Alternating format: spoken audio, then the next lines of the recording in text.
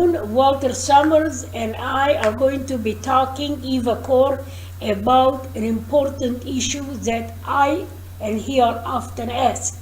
What made it possible for Adolf Hitler to rise to power? And are there any reasons that we can learn as signs in society that might be happening at any time in our lives, even today? So in order to prevent genocides from happening, we better understand it, what made it possible for Adolf Hitler to rise to power. And I talked about that with Michael Birnbaum, and I was surprised that he enumerated the same 5 things. Number 1, bad economy. Number 2, prejudice used against Jews or scapegoating. Number 3, the Treaty of Versailles. Number 4, eugenics. And number 5, appeasement. Everybody appeased Adolf Hitler as he was gaining power and using very brutal tactics, started creating an army. The Treaty of Versailles did not permit Germany to have an army, nor was Germany ever going to become a threat to any other country in the world. Is that correct about That's the treaty? absolutely correct. And nobody said, hey Adolf, you cannot do that. So nobody told him he couldn't do it. Everybody appeased him, and he gained all that power, and by the time he had the largest army in the world, he just swept from one country to the other. So these are my 5 reasons. So what do you say?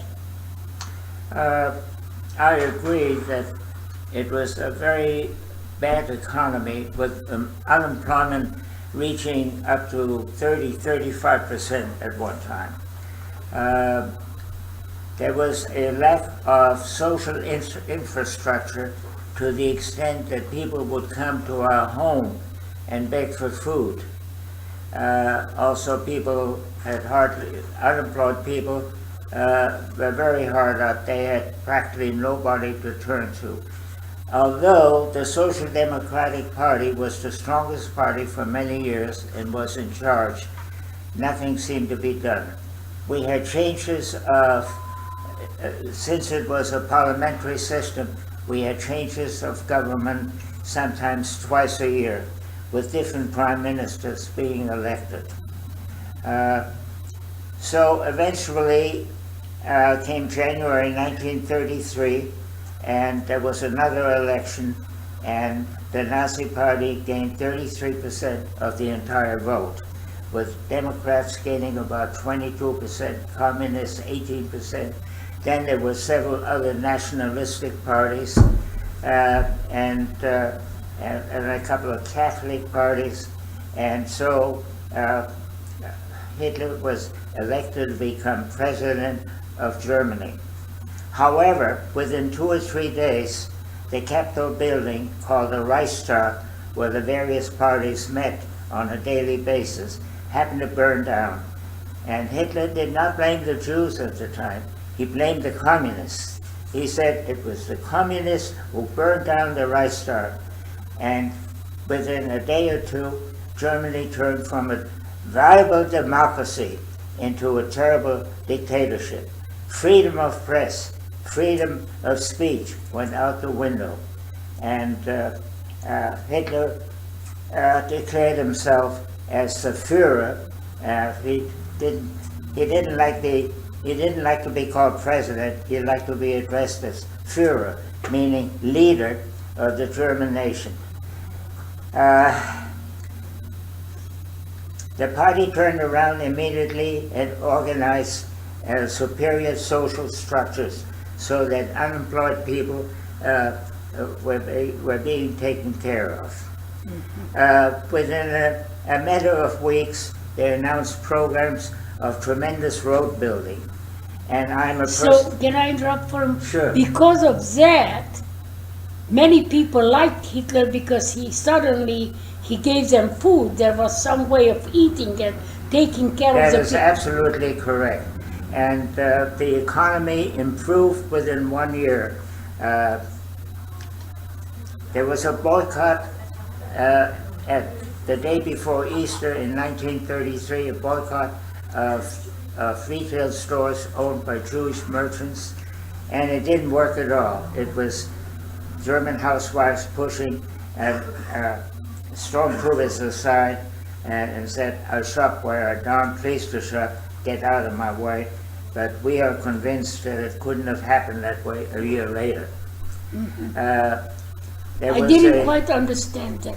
What do you mean shop where you want? Well, women decided, "You're not telling me to shop in this store, in this particular store, because the owners are Jewish." Oh, so, If I want so to Jewish shop there- business. Yeah, if people wanted to shop in Jewish business stores, they They- were yeah. discouraged. Right. They were discouraged by a stormtrooper who was posted outside of the store. Jewish store. And they would have signs up, Jewish store, Judenladen, do not buy here. Yeah. Yeah. But it didn't work in 1933. But eventually, this boycott made itself felt very badly, and many Jewish businessmen had to go out of business. They were eventually driven out of business. Hitler tore up the Treaty of Versailles, and the world stood by. Hitler said he's going to rearm, while the German army was condemned by the Treaty of Versailles to 100,000 men, no tanks and no planes, and the world stood by. And this happened because Western Europe, France, England, and other European countries, including the United States, were deadly afraid of communism, and that meant Russia's, Stalin's Russia. The Russians had thousands of tanks, thousands of warplanes. So they And prefer. Germany was forbidden to have any tanks or planes. And so Germany rearmed, and the wheels of industry started spinning. Now the question is, where did the money come from?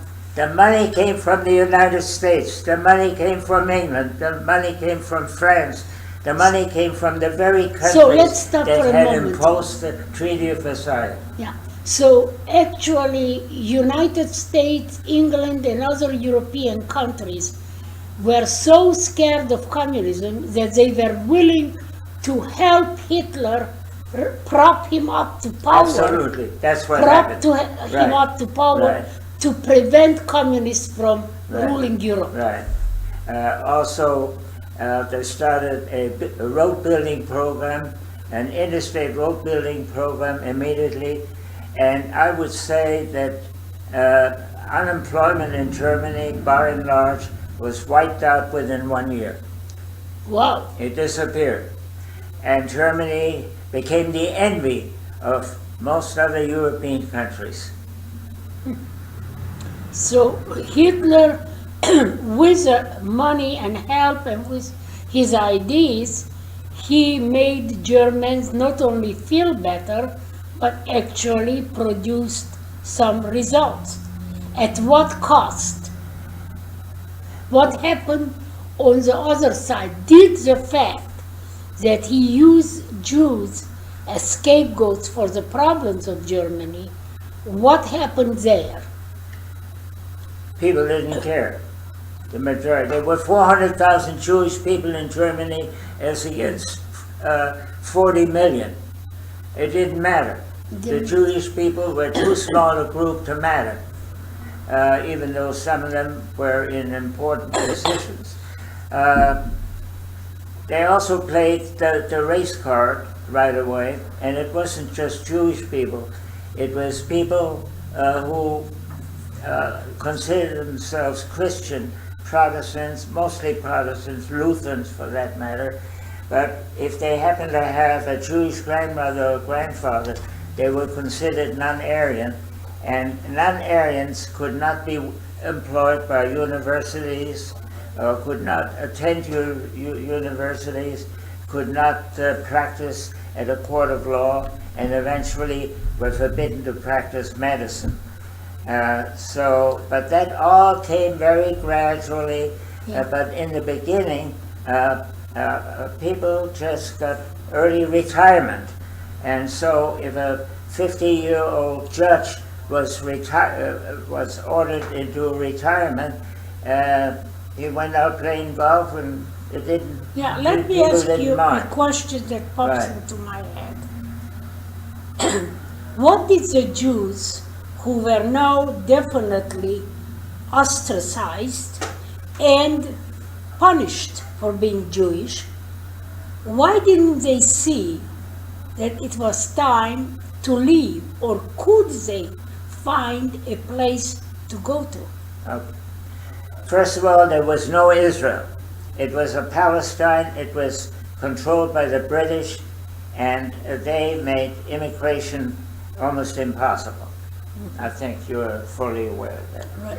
My parents could only think of one country, and that was Germany, dating back to 1795, where we had one of our forefathers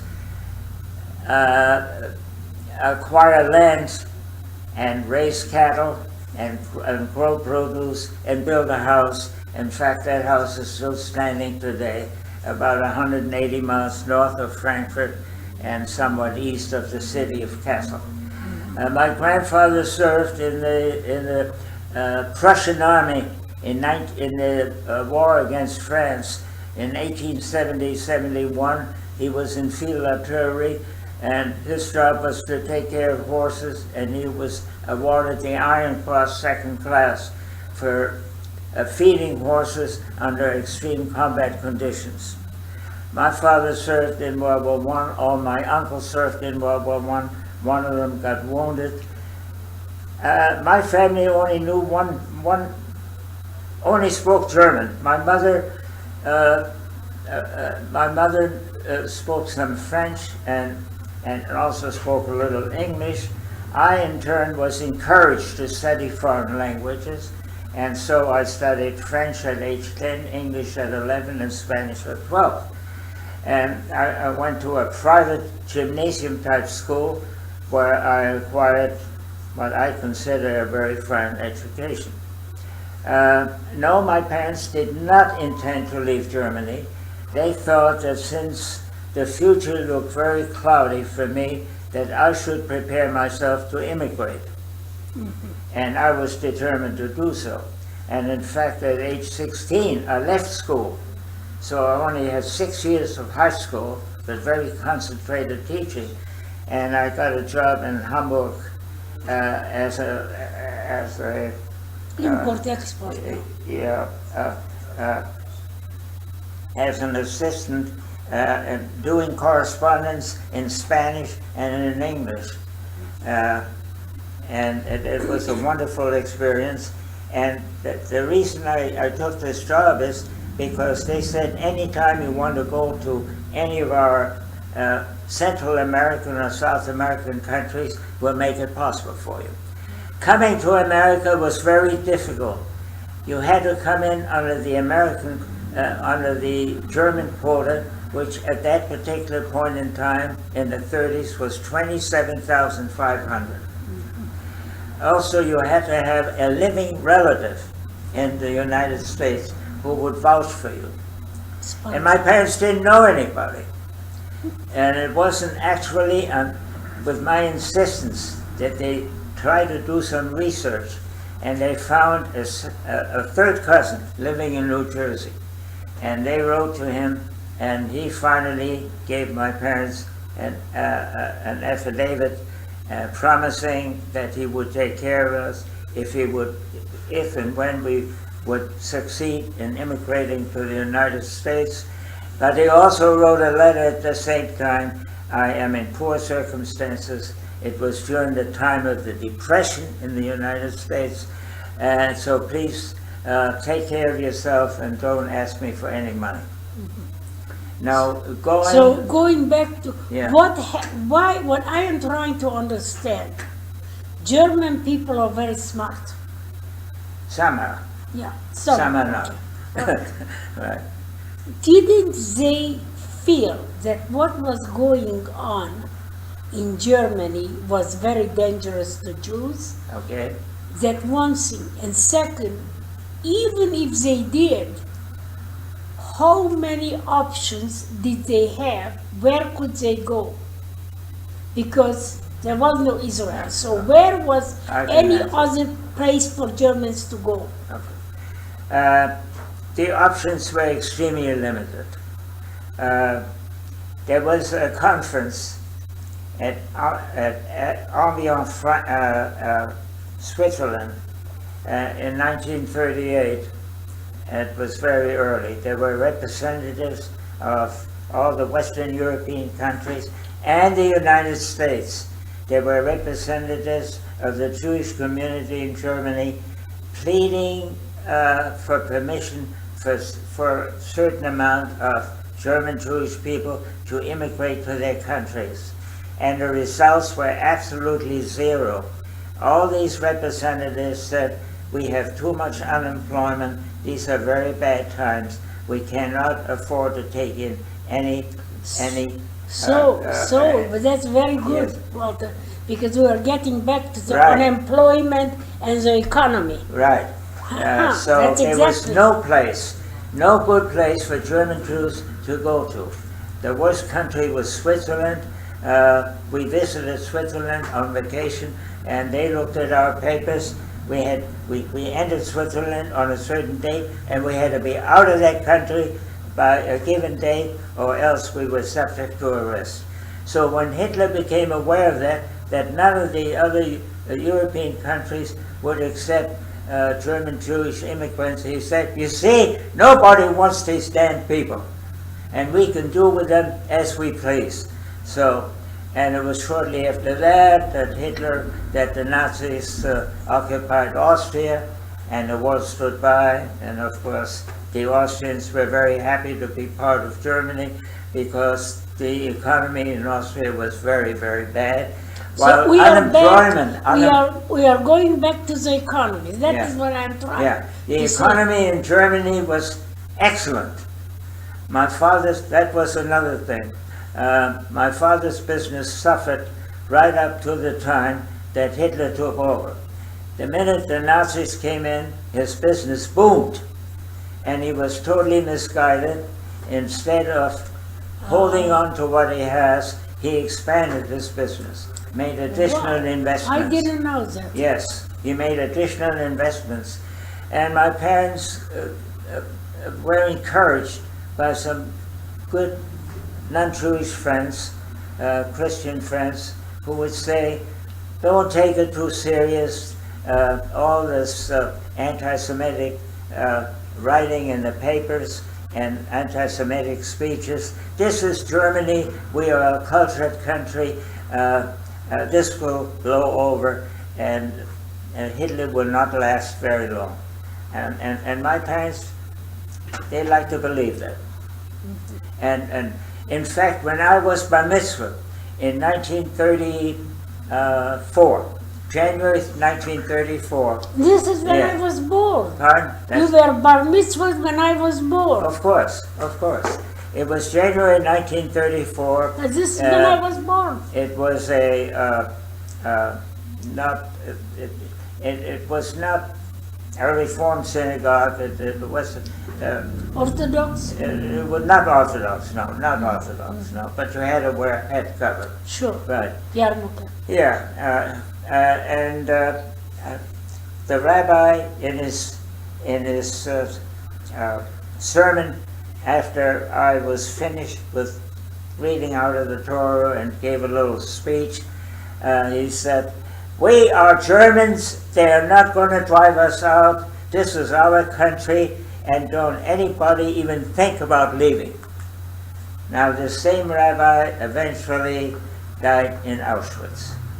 He never left. But that's what he said. And I still remember that later on, when we came home, there was conversation between uncles and aunts and my parents, and they said, "You heard what the rabbi said. We should not even think about leaving.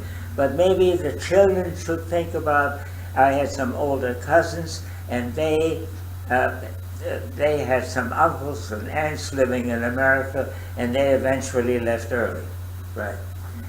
But my parents were convinced, together with another 200,000 German Jews, that Germany is their country, that nobody's going to drive them out, and things would improve. But the other thing that the rest of the world was looking at, that Germany was the most cultured country in the world. Who on earth could have imagined such barbarian behavior? That's correct. That's The land of Goethe My- and Mozart and all and Wagner, and you so have Wagner that. happened to be anti-Semitic, Right. but the others certainly weren't. In fact, I was a member of a field hockey sports club right until 1936. I participated in team games. I was a member of 400 meter and 100 meter running teams, but it was in 1936. There were only about 2 or 3 other Jewish members, and we were called in and said, "We are very sorry," in a very polite manner. We were asked to leave, and Now, we in did, and 36 we joined a Jewish field hockey club. And a few weeks later, we were permitted to play against my former team, and we beat them. And Now, how so that about was that? the relationship. Right. But then, of course, if we are going to talk about that, it's important to mention the fact that 1936 was the Olympic game. in Exactly. And for reasons that I'm saying is that Hitler made every effort to clean up. Yes. The anti-Semitic slogans were removed. I would say for about a 3-month period, there was a lull. And Yes. everybody felt, maybe it's over. Maybe they're going to leave us alone. But Yeah.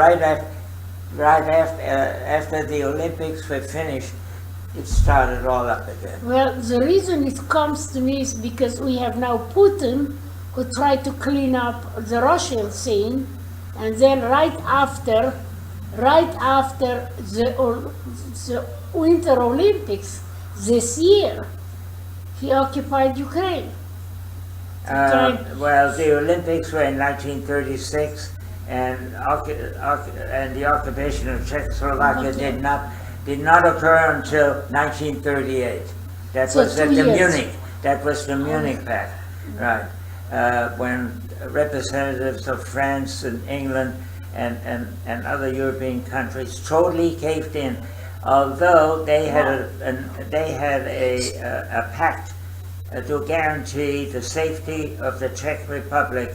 They did absolutely nothing. Nothing. And the Germans So Hitler had a free reign they to had, go right. Hitler wherever. could do no wrong, because here again was that strong bulwark against communism. So that is the reason. That's the whole thing, Yeah. right? The bulwark against communism.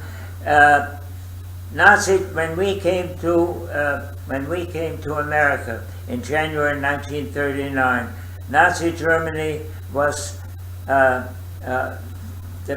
best friends with the United States. The best what? Was best friends. Really? Nazi the Germany? out of all the European countries, the United States government liked Nazi Germany best because it was well organized, it was a solid government, and it was the strongest bulwark against communism, against Russian aggression. The whole idea was that Well, you Stalin was the enemy. Stalin was the one to worry about, but not Hitler. Yeah. Now let me Somebody, tell you again what it was like coming to America. We Yeah. were on a small Dutch boat, and there were 3 or 4 other Jewish families on that boat. We landed in Hoboken, New Jersey, and there were some German Nazis aboard our ship with swastikas in their lapel, and they were welcomed with open arms by the American immigration official. He said, "Welcome to Can't believe America." it. He spent practically no time looking at their papers. Meanwhile, he spoke to us and went like this with his hand and held us back. And he asked my father, who had just left the Buchenwald concentration camp after he had been arrested on November 9th, 1938, whether he had ever participated in the overthrow of the Nazi government. This is the question that was asked by an American immigration official, and whether he had, whether there were other questions, but that was the important question. How Right. did that make you feel? Oh, well, no, he also wanted to know whether my father had ever been a member of the Communist Party. How did that make you feel? Terrible. Absolutely terrible. We wondered whether we had come to the right country. And that isn't even the end. In the spring of '39, I bicycled over the Hudson River, over the George Washington Bridge to New Jersey. And there was a parade of German-American Bund people in Nazi stormtroopers uniform, wearing a swastika armband, waving the Nazi flag. And I came back home and I told my parents, I'm not sure we came to the right country. That was... And so that was the situation in 1939. Well, I am very, very surprised that United States did not realize the leaders, Roosevelt, who had such a great reputation, we did not realize that he was very, very mistaken about the Nazis. Somebody told me a long time ago that I said I lived through the Nazi regime, and then after the war, unfortunately, Romania became communist. And I wasn't sure. All I knew that I thought I was supposed to be free because the communists had their nicest slogans. They had freedom, equality, and brotherhood. Oh, but there was absolutely. no freedom, there was no equality, and there was definitely no brotherhood. It was the same slogans that the Nazis had. Yeah, so Right. somebody said to me, well, realize that Nazism and communism are the same chicken. One is the right They're both wing, dictatorships. right. One is the right wing and one is the left wing, but they do not respect human rights, Not nor at do all. they Not at nor all. do they care for people. Right. They are just promoting their own agenda and ultimately is controlling people with their own ideas. That's correct. I agree. Very much so. So, what do you think? Let's say, now see what I am trying to get to. If we know what are the signs of bad government and bad problems. I mean, there are some signs, right? Can we recognize them in the world today? Can we learn anything from the past? I don't know. Because these are questions that I am asked and I wonder myself. We have some bad signs in Hungary and in Romania right now. Hungary has a new government which is So what can openly we- anti-Semitic. What can we do? There is such a thing as an economic boycott. That would be one way, but United States. you and I don't have any power. means. I think we should be informing ourselves. We should be well informed what's going on. Do you feel that we should maybe contact members of Congress and ask them to do something in stopping that, in making it? I mean, I don't know. Always the question is, what can I do as one individual? Well, I think if you get right down to it, any member of Congress in the United States will tell you, we have our hands full right here We really, What there's no would- way we can, the only way we can actually bring any pressure on countries that have bad governments, like just the new government in Hungary, would be economic boycott. But I think that our trade relations with Hungary are very limited, I imagine. So I don't how think is there's it- much that can be done, not really. I think that the only thing we can do is inform ourselves. That's not enough, because No, it isn't, but I there mean, it's is, better than nothing, Right. but I would say, why isn't the United States government and members of Congress and the President and the State Department able to be more active in doing the right thing? Is it because the economic situation in the United States is not very solid? well, I think our economic situation is fairly good at the present time. Is it? I think it is fairly good. I disagree with you. Well, I didn't I mean- say it was very good, but I think it is fairly Well, good. fairly Unemployment good. is somewhat higher than it should be. Unemployment is very high. Well, if you call 9 or 10% high, I mean. Yeah, compared to 4, yeah. yeah, it's high. Yeah. Compared to 4, it's high. Yeah, it could be better. But Oh, they're also- really, like I said, the only means that we have is economic boycott. We can let, we can ask our president to say something to the Hungarian government. But They could. It probably, they could do it, but I don't think it would do any good. I don't think it And would. United Nations, And United Nations is a Nations joke. is a joke, absolutely. They are not So- going to stand up to any Not country at all. who will attack Jews or Israel. Right. The United Nations today is pretty much what the League of Nations was prior to World War II. But I think Yeah. United Nations doesn't like Jews. The United Nations is somewhat anti-Semitic, and So- well, they claim they're not anti-Semitic, but they are, because they are they're anti-Israel. They're anti-Israel, and anything that has to do with Israel, they are going to vote against it, and they're going to penalize Israel. Right, So right. now we are here. Walter says this is the reason. Well, there are levels of anti-Semitism that will, I think, that will always be there. Really? Yes, I don't think we will ever get rid of it completely. I think it can be controlled up to a point, but there will always be people who, in order to feel good about themselves, have to put down some other people. So that is what This is the what is prejudice happening. is. This Well, is what happened. But let me explain to you and to Right. the people who might watch that. Right. The world population of Jewish people, Yeah. if people would Google it, it's 15 million. How can we be a threat to any country in the world when, let's say, the Muslim population in the world, who seem to be always against us, it's 2 billion.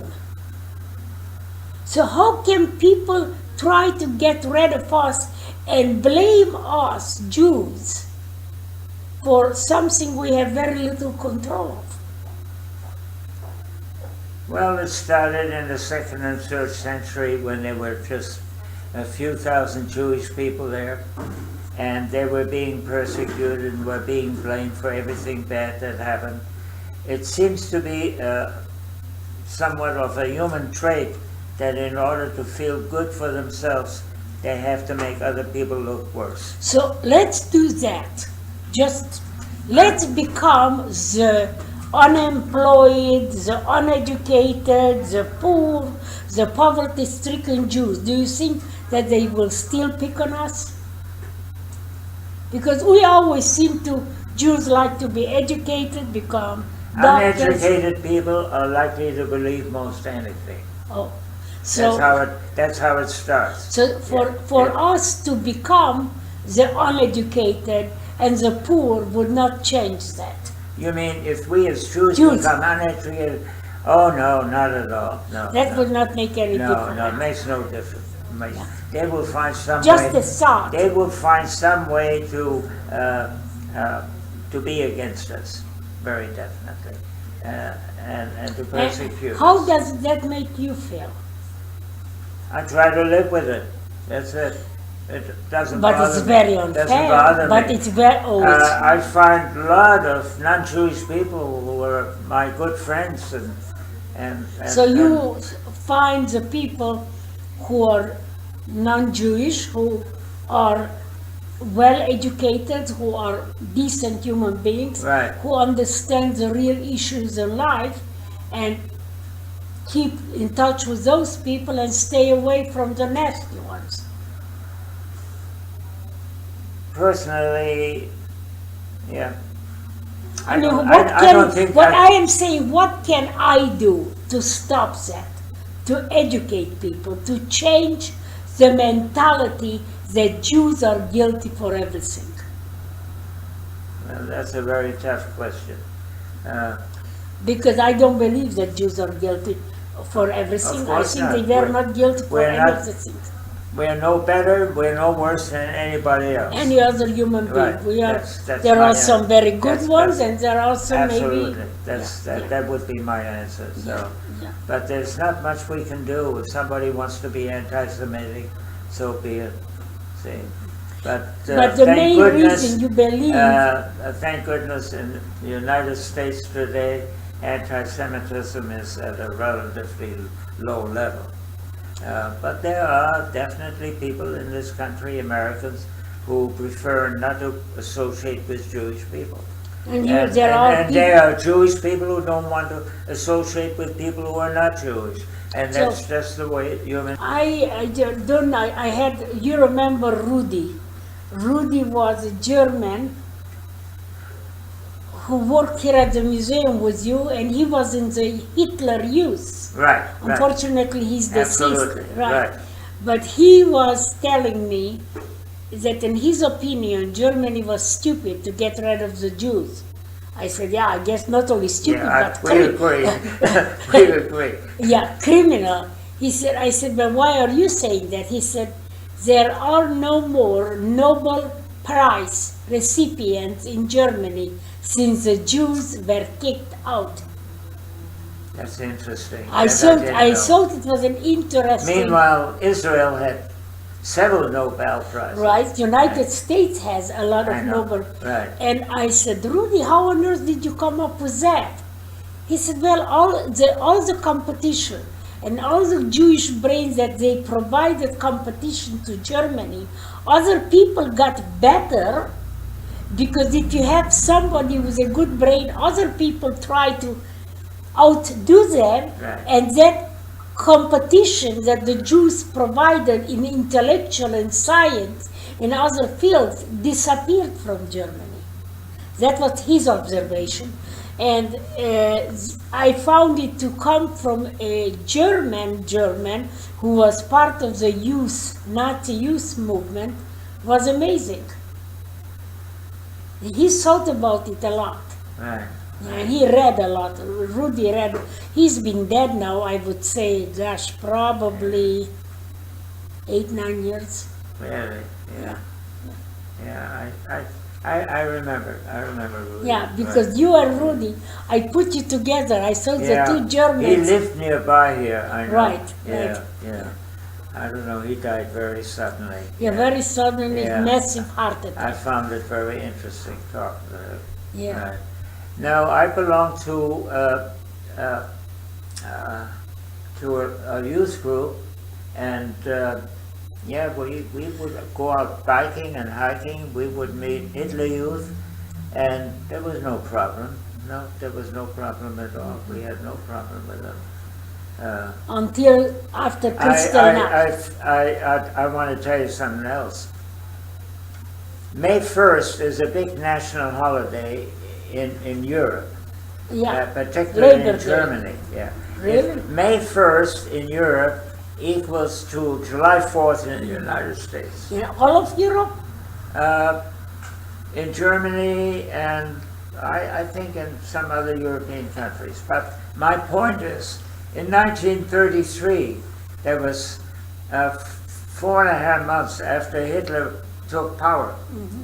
My father was in the May 1st parade with his car decked out with black, white, and red flags, and we had 2 stormtroopers in the car riding with us. Oh my goodness, Walter. Right. Weren't you scared of them? And I was permitted to ride along in the parade. We were in the big May 1st parade in 1933. It didn't happen in 1934. My father wasn't asked. But in May 1st, he was asked because he had a car. Not everybody had a car in those days. No. He had an old Buick, second-hand Buick that he loved. Right, the car was, Jews were not permitted to fly the Nazi flag, but we were encouraged to fly the old black, white, and red German flag. German. We had from our balcony. You mean you didn't have the privilege to fly the Nazi flag like you really wanted to fly? Germany had 2 flags at the time. One was the Nazi flag, one was the black, white, and red flag. And they had equal standing. And much of the time, both flags were shown. Eventually, only the Nazi flag. But in the beginning, it was the black, white, and red flag. Black, white, and red flag was the flag for Germany during World War I. Right. But after World War I, after the Treaty of Versailles, the flag was changed to black, gold, and red. Yeah, so that flag disappeared. But my parents flew a big black, white, and red flag from the balcony every day. I had black, white, and red flags on my bicycles. Oh my goodness. Yes, we were that kind of a family. Like Very we proud put out to be the Germans. like we put out our American flag on holidays. Yeah. Right. Well, thank you very much, Walter. You're welcome. Okay.